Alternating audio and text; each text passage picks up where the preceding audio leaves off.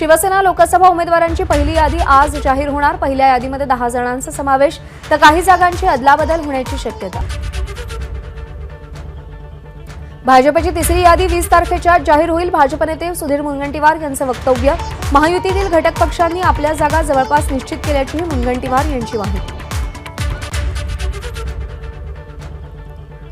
महाविकास आघाडीच्या जागा वाटपावर आज शिक्कामोर्तब होण्याची शक्यता। महाविकास आघाडीचा वंचितला सोडून 22-16-10चा फॉर्म्युला निश्चित तर वंचितला सोबत घेतल्यास 20-15-9-4चा फॉर्म्युला जवळपास निश्चित। महाविकास आघाडीचं जागा वाटप 24 तासात होईल। ठाकरे गटाचे खासदार अरविंद सावंत यांची माहिती। तर आमचं हिंदुत्व गोरगरिबांची चूल पेटवणारं, घर पेटवणारं नाही, अरविंद सावंत यांची प्रतिक्रिया। महाविकास आघाडीचं जागा वाटप झालंय। रामटेकची जागा काँग्रेसला देणार तर कोल्हापूरच्या बदल्यात सांगलीची जागा ठाकरे गटाकडे राहील, संजय राऊत यांची माहिती।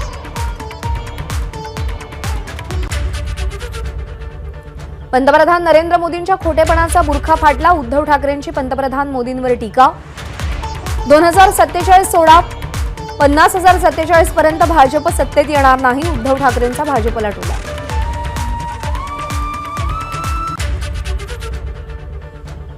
सांगलीची जागा आम्ही सोडणार नाही। स्वातंत्र्यापासून सांगली मतदारसंघ काँग्रेसचा बालेकिल्ला राहिलाय। विश्वजित कदमांचा सांगली सोडण्यास नकार।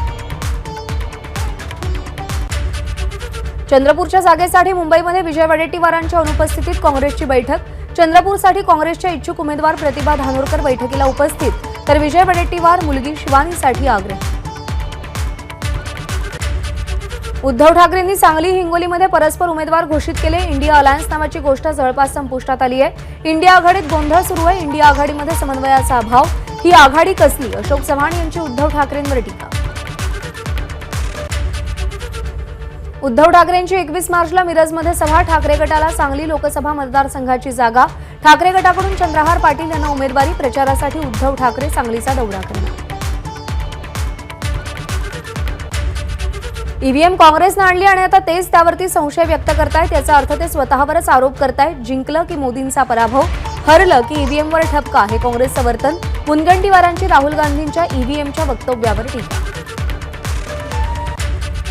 शरद पवार जे बोलतात त्याचे उलट होतं हे सगळ्यांना माहिती आहे। ते जेव्हा मोदी चले जाओ म्हणतात त्याचा अर्थ संसदेत पुन्हा मोदी आओ असा आहे। सुधीर मुनगंटीवारांची शरद पवारांच्या वक्तव्यावर प्रतिक्रिया।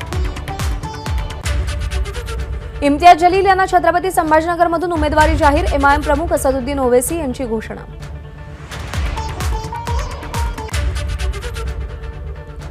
विजय शिवतारेंनी दुसऱ्यांदा मुख्यमंत्री एकनाथ शिंदेंची भेट घेतली। बारामती मतदारसंघातून निवडणुकीसंदर्भात चर्चा। बारामतीकरांना फसवणाऱ्या अजित पवारांना माझा हवा का किती हे लवकरच कळेल। मुख्यमंत्र्यांच्या भेटीनंतर विजय शिवतारेंचा अजित पवारांना इशारा।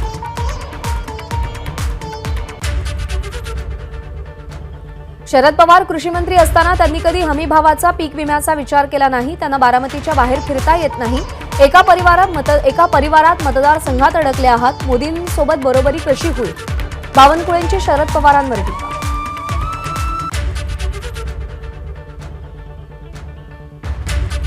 माढा लोकसभा मतदारसंघावर शेतकरी कामगार पक्षाचा दावा। गणपतराव देशमुख यांचे नातू अनिकेत देशमुखांसाठी मागणी। माढ्यातून अनिकेत देशमुखांना उमेदवारी मिळण्याची शक्यता। माढा लोकसभा मतदारसंघामध्ये कोणतीही नाराजी नाही। एकदा झेंडा हाती घेतला की इतर प्रश्न संपतात। मंत्री सुधीर मुनगंटीवार यांची माढा उमेदवारीवरून सुरू असलेल्या वादावर प्रतिक्रिया।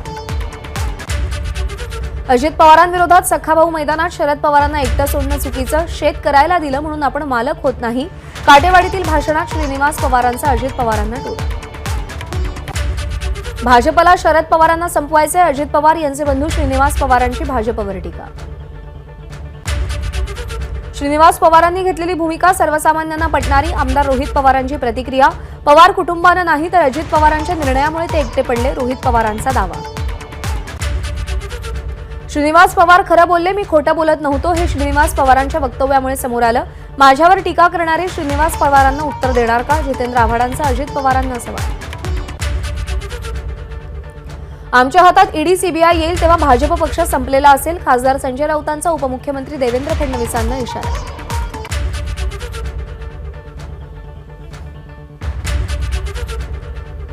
भाजप दुसऱ्यांची पोरं पळवून मोठा झालेला पक्ष, स्वतःची पोरं नाहीत, त्यामुळे ते आमची पोरं फोडून नेतात. संजय राऊतांची भाजपवर टीका.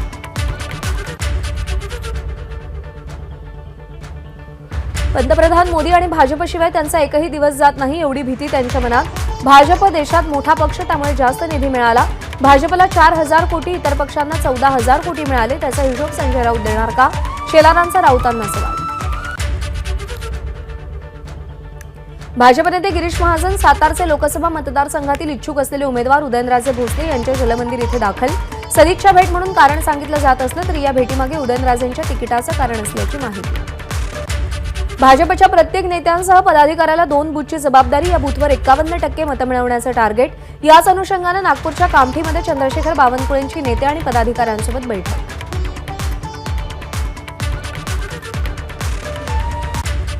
निवडणुकीच्या पार्श्वभूमीवर भाजपचं लाभार्थी संकल्प अभियान. दारोदारी जाऊन पक्षनिधी गोळा करण्यास सुरुवात. मतदारांना निवडणूक आपली वाटावी यासाठी भाजपचा नवा प्रयोग. लोकसभा निवडणुकीची आचारसंहिता लागू होताच राज्यातल्या सीमांवरचे चेकपोस्ट ऍक्टिव्ह. कोल्हापुरातील कोगनोळीजवळ कर्नाटकात जाणाऱ्या गाड्यांची तपासणीसाठी निवडणूक आयोग आणि पोलिसांचं विशेष पथक तैनात. उद्धव ठाकरे 20 मार्चला बुलढाण्याच्या दौऱ्यावर. बुलढाण्याची उमेदवारी अद्यापही अनिश्चित. उद्धव ठाकरे कोणाच्या नावाची घोषणा करणार? जिल्हावासियांचं लक्ष. एबीपी माझा, उघडा डोळे बघा नीट.